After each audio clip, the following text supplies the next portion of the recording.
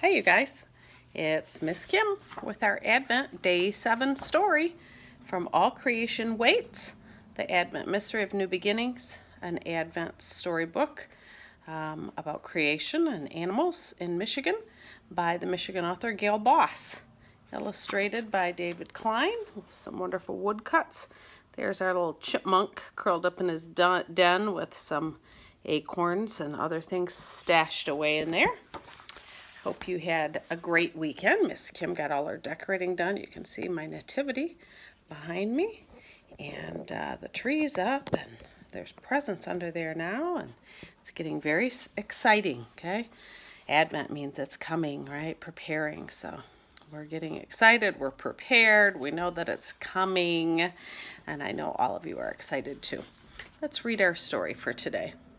In the sheltered south corner of my doorway, where the sun has kissed away the snow, I hear a chirp, chirp, chirp, chirp, pointed as a metronome. Ticking items off some list, a chipmunk sits up tall on the warming cement slab. I try, peanut butter offering in hand, to ease the latch open soundlessly, but the chipmunk jerks, spins, and vanishes down his hole. The cement slab is sinking on the side fronting the door. Thanks to this burrower, his tunnel works clearly start at my door, but who can tell where they go from there? With 4 feet half the size of paper clips, he's dug down maybe 4 or 5 times the length of his body, and out as far as a 2-story house is tall, though not that straight. Up in the wide, bright world this morning, he's taking what's apt to be his last sunbath for a while.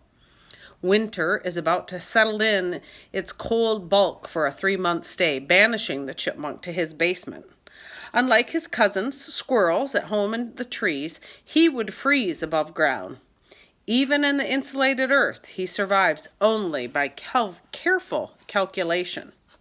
Compulsively, all fall, he packed his cheek pouches with nuts and seeds and sped to rooms he'd hollowed out along the sides of his tunnel, pantries, holding altogether up to a bushel of winter provisions. He keeps inventory, working for variety. If one sort of seed spoils, he wants plenty of other sorts. Such a well-stocked pantry, though, is a magnet for thieves in the beneath, and so above ground he's stored more reserves, hiding them from hungry thieves there, too.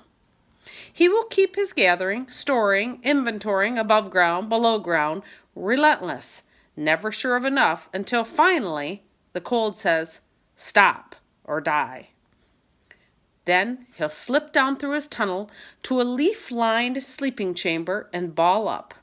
His restless heart slows from 350 beats per minute to 15. He barely breathes. His body cools. If a weasel should find him, he will be dead before he knows what bit him. Awake, he can likely escape. So he sleeps in snatches, a few days, a couple of weeks, pulling himself up out of torpor to inspect the tunnel, the exits, the pantries, and to eat. If provisions seem low, he might pick a warm day and pop up briefly to raid a bird feeder or find one of his above-ground stashes, which means risking a hawk or a cat watching for dark stripes against the snow. So he considers staying put and saving food by sleeping a longer stretch. But that gives the weasel better odds. Also, he has to consider how long this winter might last and how to save food for spring, whenever that comes. So he'd be strong enough then to pursue a mate. A tiny master of risk assessment, he calculates and recalculates all winter long. There's no formula, no groupthink to fall back on. Flexibility is all. Each chipmunk must, for and by himself, consider which of several choices will likely bring him through the cold, dark days to the other side of winter, strong. He must do this continually, with no guarantees. Today, heart beating fast, he makes today's choice. Isn't that interesting? I bet lots of you have seen the little chipmunk around your house, or maybe when you've been out and about at the park or up north. They're a pretty common little mammal in Michigan, and sounds like they're pretty industrious, pretty hardworking, as we're finding out most of these animals are, and they are all gifted with the amazing ability to calculate what they need for that long winter. God has created them, just given them just amazing abilities, hasn't he? Miss Kim thinks so.